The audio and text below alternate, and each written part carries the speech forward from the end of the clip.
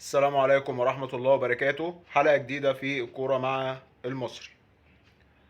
خلص كاس الجنون، كاس العالم، بطولة مفيش حد يقدر كان يتوقعها ان هي تبقى بالجمال ده.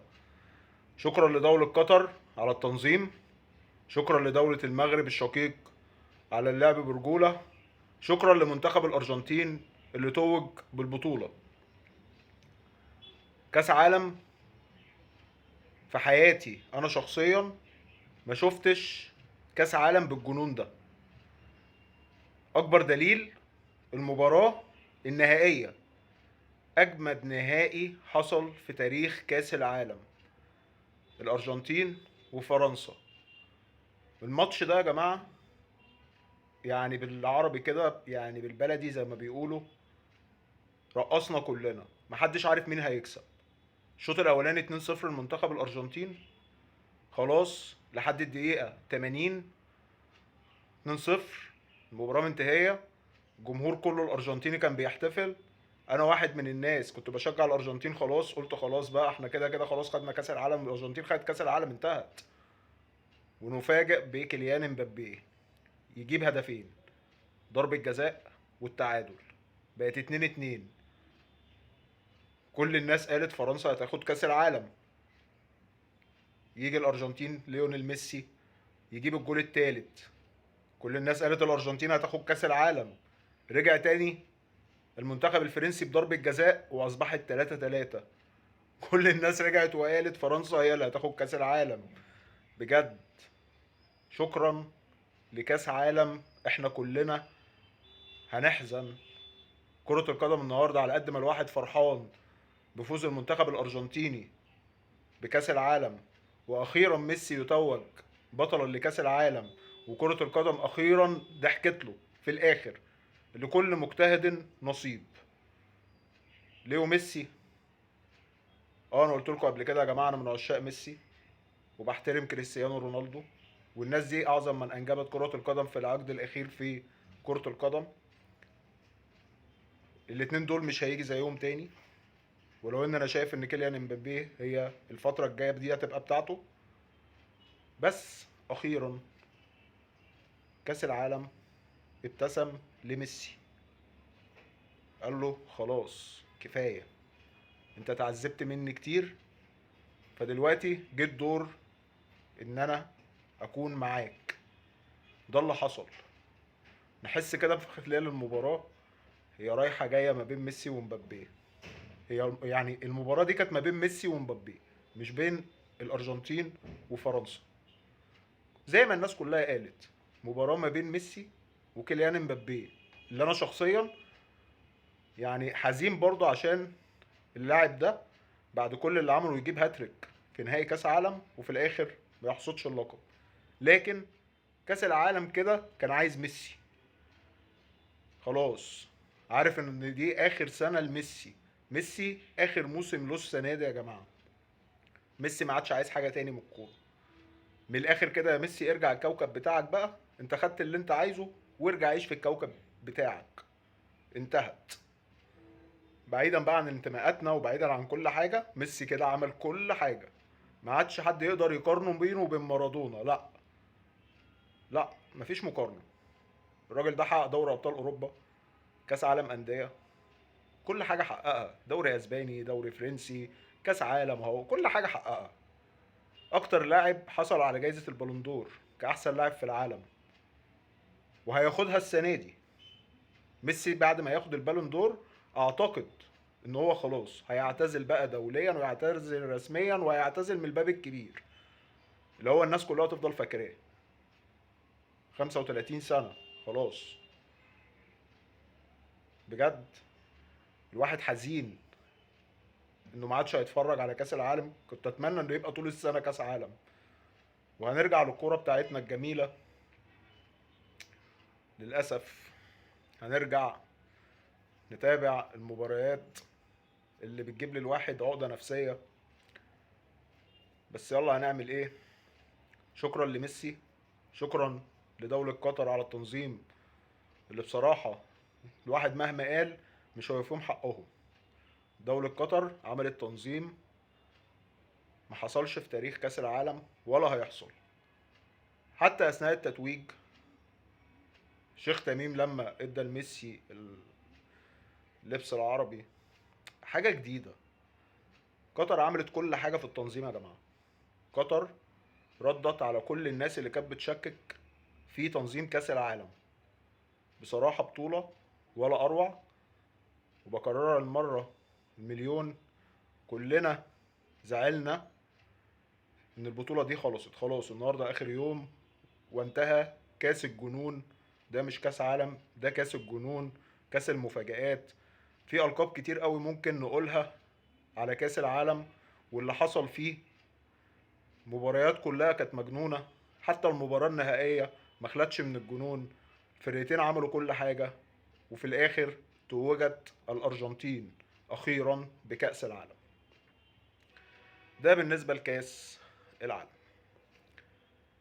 شفنا مباريات الدوري المصري، مباراة النادي الأهلي أمام نادي فيوتشر، ونادي الزمالك أمام البنك الأهلي. وقلت قبل كده يا جماعة في الحلقة اللي فاتت إن الأهلي والزمالك مستواهم وحش جدا. حتى لما النادي الأهلي كسب نادي الاتحاد السكندري 3-0 أنا قلت الأهلي وحش، دفاعيا وحش، طريقة لعب مفيش. نفس الأمر لنادي الزمالك. أظن كلامي اتأكد في مباراة فيوتشر. النادي الأهلي بيلعب ب 11 لاعب. نادي فيوتشر مطرود منه عمر كمال عبد الواحد بعد الدقيقة 20. النادي الأهلي جاب جول عن طريق حسين الشحات. وضع طبيعي، دوس هتجيب التاني وتجيب التالت وتجيب الرابع. خلاص يعني فيوتشر نفسه، نادي فيوتشر رمى المنديل زي ما بيقولوا. لكن للأسف رعونة من بعض اللاعبين. مارسيل كولر بدون شخصية، ظهر قوي في المباراة دي انه ملوش شخصية. اول حاجة انت عملت تغييرات كتير قوي في التشكيل. نزلت حسين الشحات، ونزلت قفشة، ونزلت محمد شريف. ماشي تمام. فين الاداء؟ اكتر حاجة الناس كلها اتكلمت عليها الفترة اللي فاتت كورة ضربة الجزاء بتاعت مجدي قفشة. اي فريق في العالم في اي ضربة جزاء وضربات الجزاء بيتحط لاعب او اتنين معروفين هم اللي بيشوطوا بالترتيب. النادي الاهلي معروف علي معلول، يليه السولية، يليه بقى اي لاعب تاني. مجدي قفشه خد الكوره وراح من دماغه هشوط ضربه الجزاء. اللي خلى الواحد يستغرب اكتر في الحديث الصحفي لمارسيل كولر، بيسالوه بيقولوا له ايه اللي خلى قفشه يشوط ضربه الجزاء؟ قال لهم انا ما اعرفش، انا زيكم. ازاي يعني؟ انت واقف بره بتعمل ايه؟ انت واقف بره بتعمل ايه؟ لما مجدي قفشه ياخد الكوره ويدخل، والحكم كان موقف المباراه بتاع حوالي دقيقه ونص او دقيقتين على ما مجدي قفشه شاط ضربه الجزاء، هل انت مش قادر تحكم وتقول ان علي معلول هو اللي يسدد او عمرو السوليه؟ هي كده كده الكوره ما كانتش جايه خلاص، هو ده نصيب. انا مش بتكلم ان قفشه ضيع الكوره، اي لاعب ممكن يضيع ضربه جزاء. حتى لو علي معلول شاط كان ممكن يضيع ضربه الجزاء او السوليه او اي حد. بس انا بتكلم في نقطه واحده. انت واقف مدير فني بتعمل ايه؟ ازاي مجدي قفشه يدخل ياخد الكوره من دماغه؟ ده احنا لو بنلعب معلش يعني لو اسفين، لو بنلعب في حاره او في شارع مش هيحصل كده. بيبقى حتى الناس عارفه، يعني لو بنلعب في حواري عارفين مين اللي بيعرف يشوط ومين اللي ما بيعرفش يشوط ومين اللي بيعرف يلعب ومين اللي على قده. مفيش. ويطلع في الحديث الصحفي زي ما بيقولوا كده ايه، بيطين الدنيا اكتر او جه كحلها عماها، يقول لك انا ما اعرفش مجدي قفشه شاط الكوره ازاي. وبعد كده يطلع قرارات ان مجدي قفشه تمت الغرامه واتغرم طب ليه؟ كل ده ليه اصلا؟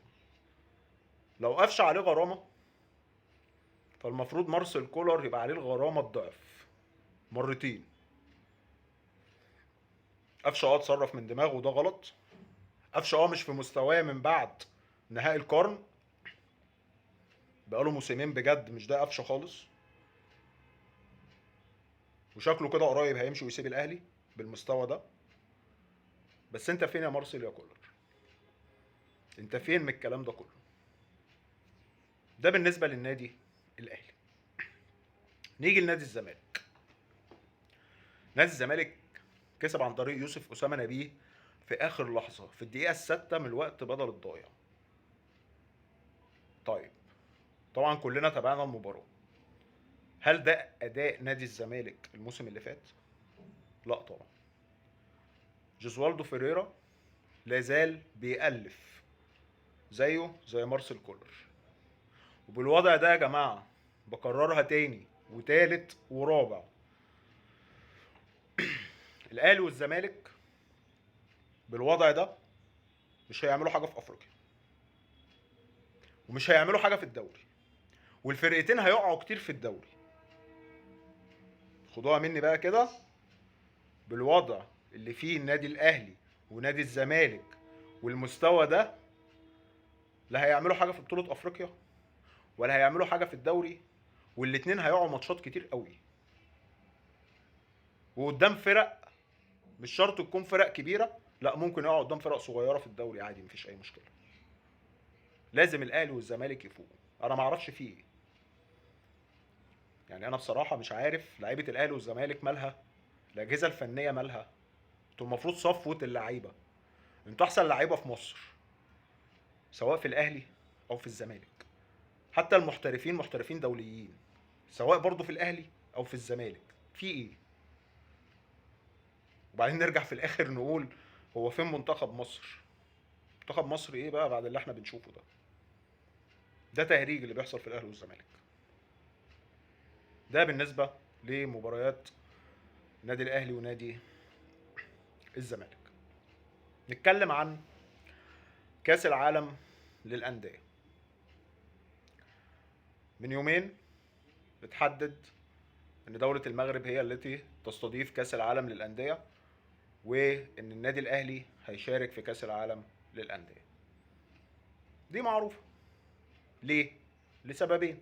اول حاجه ان الوداد هو بطل البطوله فهو اللي هينظم، فخلاص البطوله متنظمه في قاره افريقيا، اذا وصيف افريقيا هو اللي لازم يشارك. مين وصيف افريقيا؟ النادي الاهلي. فالفيفا بعتت للاهلي جواب رسمي بمشاركته في كاس العالم. بل عرفنا كمان الاهلي هيقابل مين يوم 1 فبراير، هيقابل اوكلاند سيتي. المشكله بقى مش هنا. المشكله ان اداره نادي الرجاء واداره نادي الزمالك مش عارف هم تقريبا عايشين في كوكب تاني ولا احنا اللي عايشين في كوكب تاني بالكلام اللي بيتقال. طلع رئيس نادي الزمالك قال من حقي ان انا اشارك عشان انا بطل الدوري. ماشي،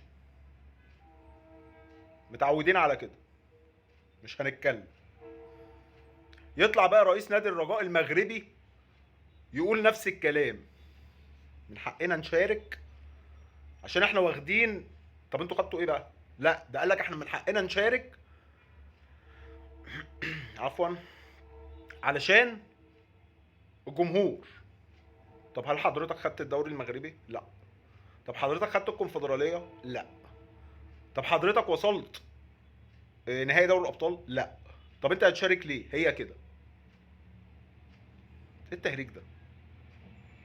يعني الواحد والله العظيم بجد هيرد يقول لهم ايه؟ هي الناس دي عايشه فين؟ الناس دي عايشه فين؟ الناس دي بجد على قيد الحياه كده عادي؟ يعني انتوا بتتكلموا مثلا عقول؟ يعني احنا مثلا مجانين وانتوا العاقلين؟ ما انا عايز افهم. واحد يقول لي انا بطل الدوري المصري. انت مالك ومال هو الدوري المصري؟ يعني احنا دلوقتي الاهلي لو خد الدوري المصري يشارك في كاس العالم للانديه، والتاني ما خدش ولا بطوله، ويقول لك عشان الجمهور وعشان كاس العالم والبطوله تبقى جميله. لا والله بجد، والله انت اللي عسل، والله ما يتقال لك غير كده ان انت عسل يا باشا. ده انت لو قاعد مع رئيس نادي الزمالك او اي نادي بقى، يعني مع، انا مش عارف اقول لكم ايه، انا مش لاقي كلام اقوله. حاجه. كاس العالم طبعا خلص، فاحنا هنشوف بقى لسه الايام الجايه البدعه بقى بتاعتنا والبطيخ والبتنجان.